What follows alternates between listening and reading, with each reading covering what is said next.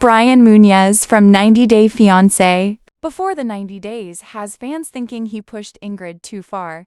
She wanted to take her time before introducing him to her son. However, he was able to change. Brian Muñez was open to Ingrid about his past. He told her that he was a drug dealer and that his ex-wife ordered a carjacking, which led to him being shot and paralyzed.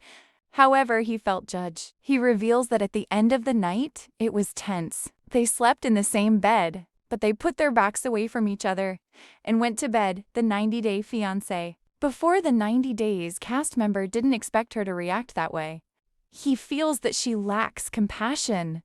It made him look at her in a different way, and that's not a good feeling for him. Ingrid learned a lot about Brian's past all at once. She wants to believe that there is more to him than that part of his past, but she admits that she doesn't know how to move forward. She learned a lot of information about his past that she had to process. Ingrid's plan is to go back home and spend time with her son on 90 Day Fiancé. However, Brian asks her if he can go to her house later to talk more and meet her son. He tells her that she needs more time. She wants to process and think hard about everything. Meeting her son right away. He feels she's taking a step back, and it's not a good sign. So he isn't going to take no for an answer. Brian buys Ingrid flowers and delivers them to her house himself. He then calls her and tells her he has flowers and gifts he wants to give her and her son.